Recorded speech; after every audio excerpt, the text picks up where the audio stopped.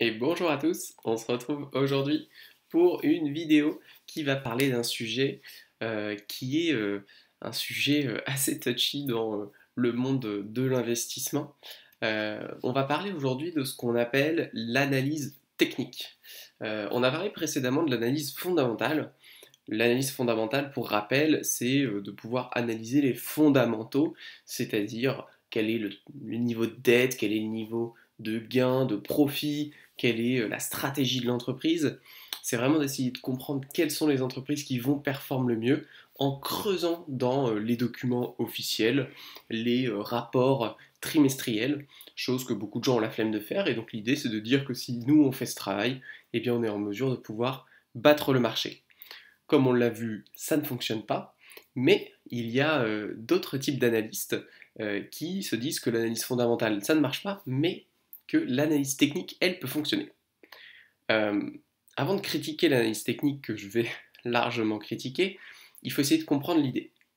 L'idée, c'est de dire que ceux qui croient en l'analyse technique admettent le fait que, euh, au niveau informationnel, eh bien, finalement, on ne peut pas avoir d'avantage par rapport au marché, puisqu'effectivement, à peu près tout le monde a l'information en même temps, et du coup, le seul moyen de gagner par rapport à cette information, c'est d'être le premier à placer des ordres, ce qui est le cas uniquement des traders haute fréquence qui sont juste à côté des banques et qui ont des systèmes de fibres améliorés qui se battent au micro du microseconde pour passer l'ordre en premier. Mais ça ne concerne pas le commun des mortels. Donc concrètement, le commun des mortels passe forcément après, donc est forcément perdant à ce jeu-là. Par contre, l'analyse technique, elle dit quoi?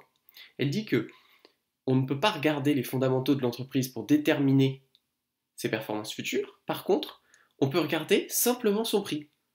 Alors ça paraît complètement simpliste, mais en fait c'est marrant parce que ça se base quand même sur des fondamentaux intéressants. Ça se base sur des fondamentaux notamment de biais cognitifs du marché.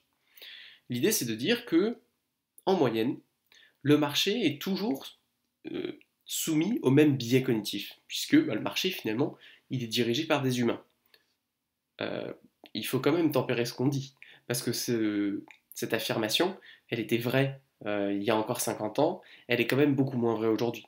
Aujourd'hui, il y a effectivement une grande partie des opérations qui sont faites par des algorithmes haute trading qui ne sont pas du tout des humains, donc ça diminue encore une fois la force et la logique qu'il y a derrière l'analyse technique. Mais l'idée c'est ça. L'idée c'est de dire que l'humain a peur, quand les cours baissent, les gens vendent. Ils savent que c'est pas optimal, mais ils se posent pas la question. Quand ils vendent, ils paniquent, ils vendent.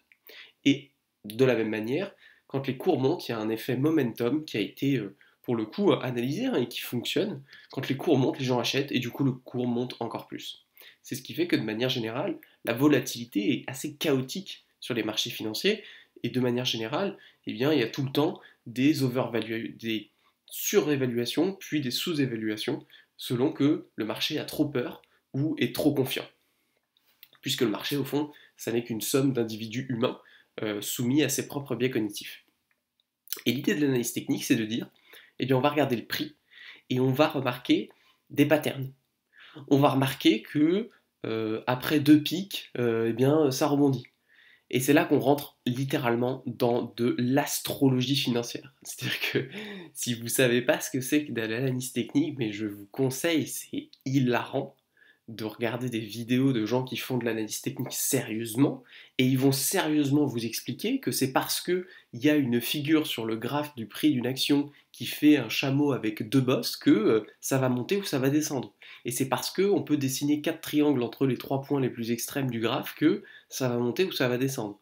Enfin, c'est vraiment lunaire, hein. Et pourtant, ils le font avec... alors, je sais pas si tous le font en y croyant profondément. Je pense qu'il y en a qui le font aussi par opportunisme, parce que bien souvent, ce qu'il faut comprendre, c'est que l'analyse technique, elle est liée au trading. Elle est liée parce que l'avantage, c'est que les courbes, vous pouvez les regarder en vue 5 secondes. Et du coup, en vue 5 secondes, il se passe plein de choses.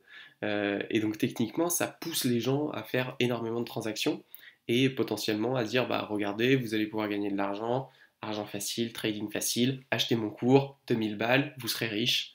Bon, on le dira jamais assez, mais dès lors que quelqu'un vous vend une méthode pour gagner de l'argent et que ça coûte de l'argent, c'est qu'il y a un problème. Surtout si se gagner de l'argent est rapide. Parce que si c'était si rapide, il le ferait, c'est tout. Personne n'est bête au point de simplement vendre sa stratégie pour gagner de l'argent, ou en tout cas pas à ce prix-là. Si ça gagnait vraiment autant d'argent rapidement, il le vendrait des milliards d'euros. Et il le vendrait au hedge fund. Il ne le vendrait pas à Jean Bibi sur Internet.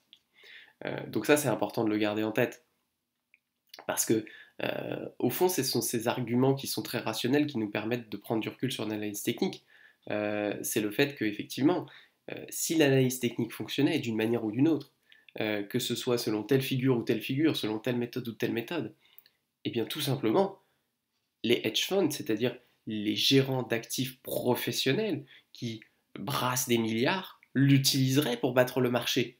Bien évidemment. Et bien évidemment qu'il y en a qui essayent d'utiliser cette stratégie.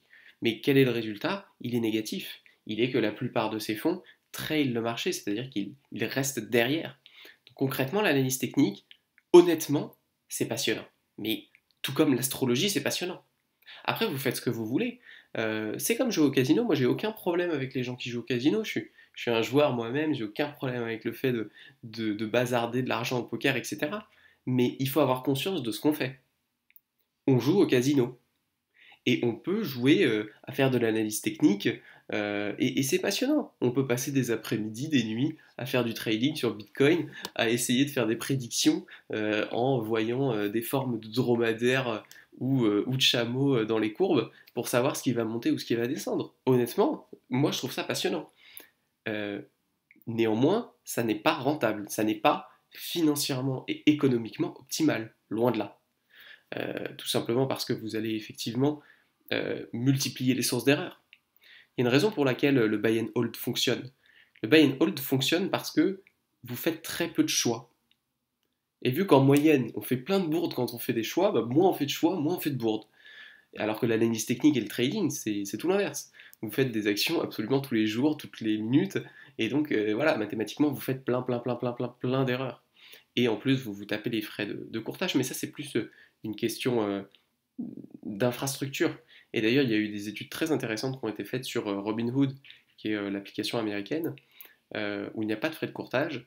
Et en fait, on se rend compte que même avec zéro frais de courtage, le trading est absolument dramatique pour les traders qui tradent quotidiennement. Donc c'est pas tant le problème des frais de courtage, ça c'est plus l'arbre devant la forêt, si je puis dire. Donc concrètement, l'analyse technique, c'est un divertissement vraiment passionnant. Si vous ne connaissez pas, n'hésitez pas à regarder, c'est vraiment attrayant et amusant. Néanmoins, je pense qu'il faut garder une certaine clarté d'esprit, une certaine sérénité face à l'analyse technique.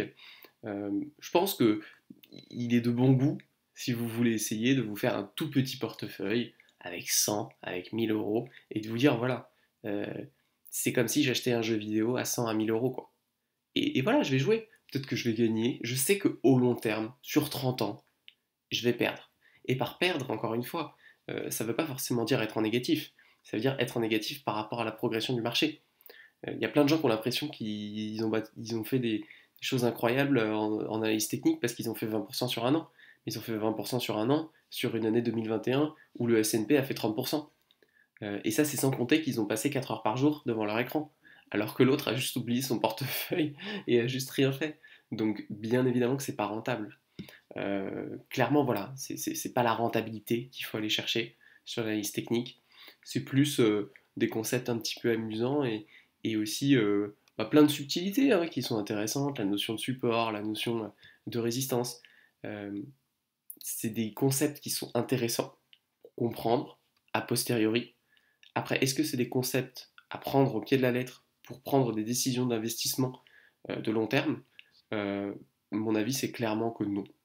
Et je déconseillerais toute personne qui souhaite faire de l'investissement euh, à s'intéresser à l'analyse technique. Par contre, je conseillerais à tous ceux qui sont curieux, qui veulent s'amuser, qui veulent découvrir de nouveaux thèmes et de nouvelles disciplines, de s'y intéresser parce que, tout comme l'astrologie, je pense que ça peut être passionnant. Moi, je m'en fiche de l'astrologie, mais je conçois totalement qu'il y ait des gens qui trouvent ça passionnant de réfléchir à ces questions-là. Donc si vous voulez voir d'autres vidéos de ce type-là, n'hésitez pas à vous abonner. Et puis je vous dis ciao!